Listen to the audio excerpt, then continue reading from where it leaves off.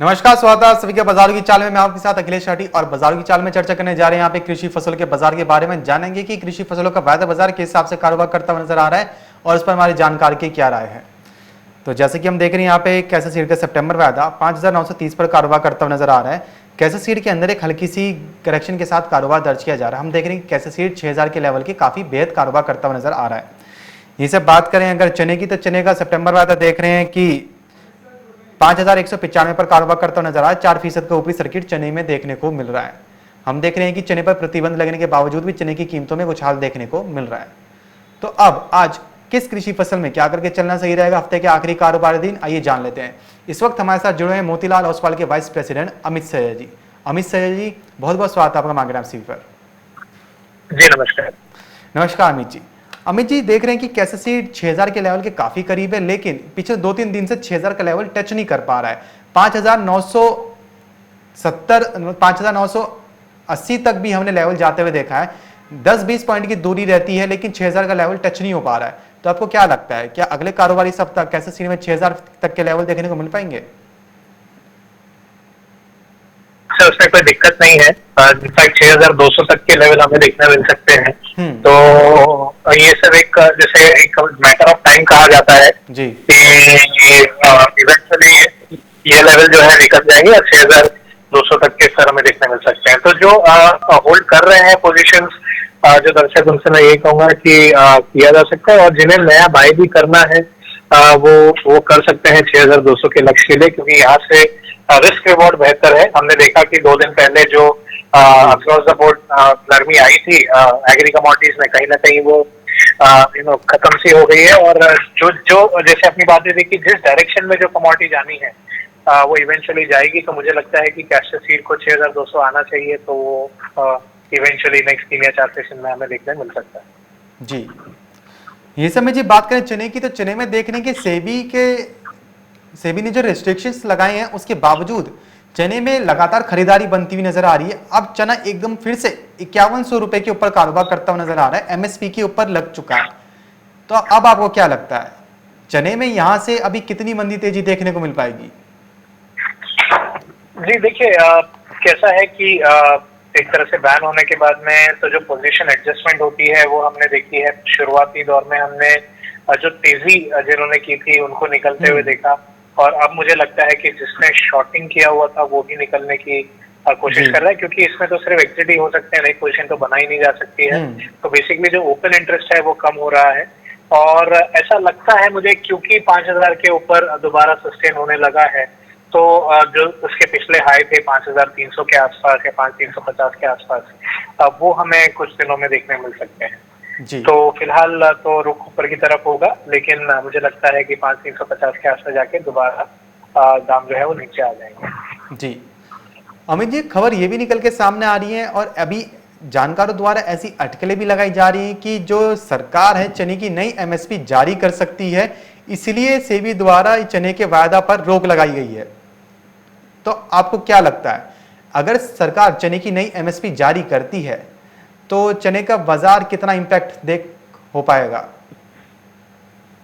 जी देखिए, अभी फिलहाल तो ये रूमर्स ही है, अटकलें लगाई जा रही है, अभी उसमें मैं ज्यादा कमेंट नहीं कर पाऊंगा, क्योंकि ये कॉन्ट्रैक्ट फिर कब लॉन्च होगा, अगर समझ लीजिए 3 या 4 महीने बाद लॉन्च होता है तो उस टाइम क्या फंडामेंटल्स होंगे वो भी मैटर करेंगे। तो इमीडिएटली तो मुझे नहीं लगता कि रीलॉन्च की बात होगी, क्योंकि वो सेंसिबल स्टेप नहीं होगा। तो अगर ये समझ लीजिए कि जनवरी या फरवरी में दोबारा लॉन्च होता भी है, और वो क्योंकि हार्वेस्टिंग सीजन के करीब है, तो हो सकता है कि हम चने के दाम थोड़ा सा नीचे जाते हुए भी देखें उस टाइम पे दोबारा। तो फिलहाल इस चीज पे कमेंट करना मेरे ख्याल से सही नहीं होगा। जी, ये समय जी बात करें अगर बिनौला खल की, तो देख रहे हैं कि सितंबर वायदा 3,100 के ऊपर कारोबार करता नजर आ रहा है, 3,200 से 50 पॉइंट की दूरी पर है। आपको क्या लगता है, बिनौला खल क्या अगले सप्ताह 3,200 के लेवल दिखला पाएगा? जी, मेरे सबसे देखिए हमने 3,000 के जो करीब से स्तर देखे थे, उसके बाद काफी अच्छी बढ़िया रिकवरी देखी, और क्योंकि इसमें भी 3,200 एक बार तो टेस्ट हो चुका है, लेकिन ऐसा लगता है कि उसके भी ऊपर निकलने की तैयारी हो रही है फिलहाल। तो यस, पहला लक्ष्य तो 3,200 या 3,220 का ही होगा, और यदि उसके भी ऊपर अगर दाम निकल जाते हैं तो 3,350 तक के स्तर हमें आने वाले दिनों में देखने मिल सकते हैं। इसलिए जो भी डिप है अभी भी बाइंग की ही सलाह दूंगा। मुझे नहीं लगता कि प्राइसेस में कुछ ज्यादा नरमी आएगी।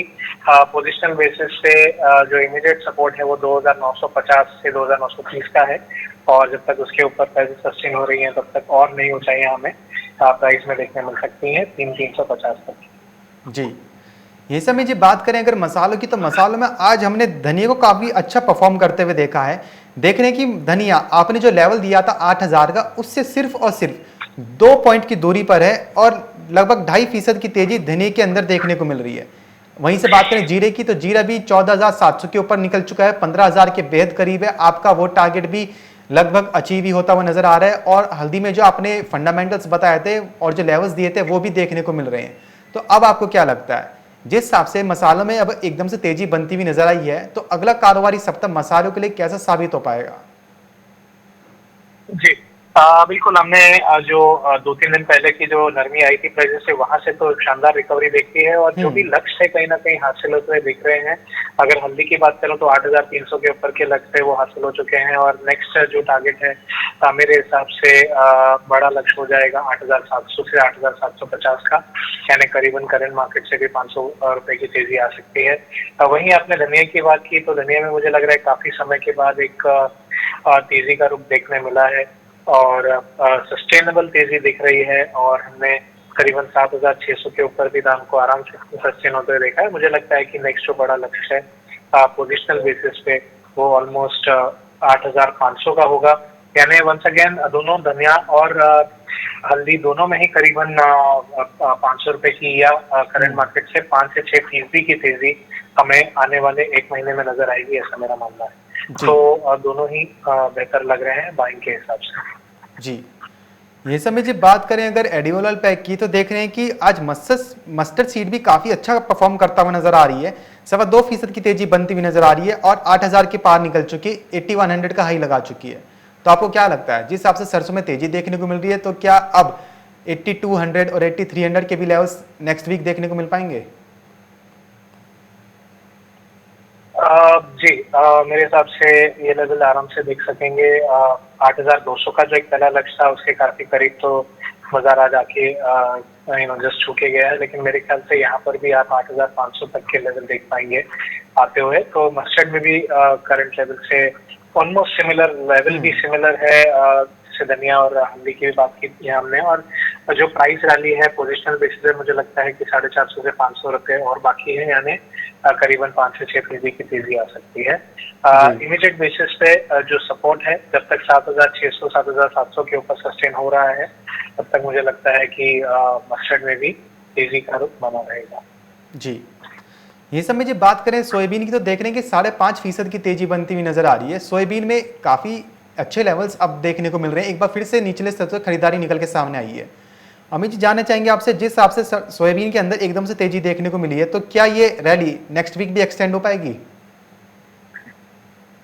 जी, ऐसा लग रहा है, क्योंकि 7300 का जो सपोर्ट था वो बाजार ने अच्छे से ले लिया, और वहां से बहुत ही बढ़िया तेजी देखने मिली है। 800 पॉइंट यानी लगभग 10% की तेजी हमने 2 या 3 सेशन में आते हुए देखी, और वो काफी इंपॉर्टेंट सपोर्ट से पलटा है।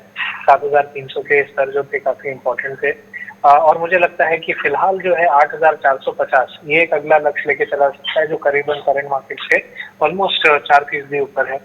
तो यस, ये एक शॉर्ट टर्म टारगेट 8450 का लेके चला सकता है, यानी करंट तेजी जो है वो और एक्सटेंड होने के आसार बने हुए। जी, ये सब में जी बात करें अगर ग्वार कॉम्प्लेक्स की, तो आपने टारगेट दिया था ग्वार गम का कि 9000 तक की भी लेवल्स देखने को मिल सकते हैं।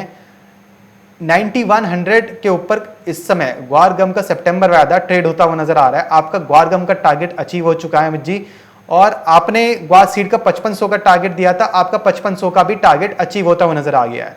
अमित जी, जिस हिसाब से ग्वार के अंदर एकदम से तेजी देखने को मिल रही है, एकदम से उछाल देखने को मिल रहा है, तो इससे तो साफ ही जाहिर हो रहा है कि ग्वार में अभी और जो तेजी है ये देखने को मिल पाएगी। आपसे इसके लेवल्स जानना चाहेंगे कि अभी ये तेजी कहां तक और देखने को मिल पाएगी?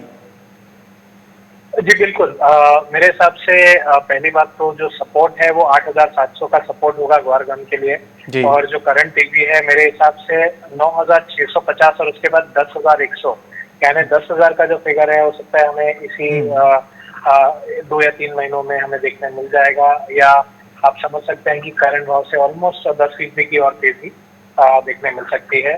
सिमिलरली ग्वार सीड में भी अगर मैं कहूँ 5500 का तो लक्ष्य हासिल हो चुका है, लेकिन जिस प्रकार आपने बताया कि यहाँ पर फिलहाल जो है आसार नहीं दिखते थमने के, तो यस पॉसिबल तो है कि करीबन 5500 तक की तेजी के बाद हमें लगभग 6100 के नेक्स्ट बड़े जी लक्ष्य देखने मिल सकते हैं। तो करंट मार्केट से अगेन ऑलमोस्ट 10 से 11% की तेजी वार्षिक में भी दिखाई दे सकती है। तो दोनों ही जो वार्षिक और वारगम है वो तेजी की तरफ रुख कर रहे हैं, और मुझे लगता है कुछ और समय तेजी की तरफ रहेंगे। जी, तो जैसे कि अमित जी ने बताया कि ग्वार कॉम्प्लेक्स अभी शानदार तेजी की तरफ जाता हुआ नजर आ सकता है। ग्वार गम के अंदर 10,100 तक के लेवल्स देखने को मिल सकते हैं, और इसी के साथ ही ग्वार सीड में 6,100 तक के भी लेवल्स देखने को मिल सकते हैं। ग्वार गम और ग्वार सीड काफ़ी अच्छी खासी रैली के साथ अभी देखने को मिल सकते हैं। इनमें निचले स्तर पर अमित जी की तरफ से खरीदारी की सलाह रहेगी। अमित जी बहुत बहुत शुक्रिया हमारे साथ जुड़ने के लिए और जानकारी साझा करने के लिए। तो ये था एक छोटा सा कृषि फसलों का कमोडिटी बाजार का अपडेट कि शाम के कारोबारी सत्र में कौन सी कृषि फसल किस भाव पर कारोबार करती हुई नजर आई है और उस पर हमारे एक्सपर्ट की क्या राय है। फिलहाल बाजार की चाल में बस इतना ही, लेकिन आप कहीं जाइएगा नहीं, क्योंकि खबरों का सिलसिला लगातार यूं ही बना रहेगा मार्केट एमसीवी पर।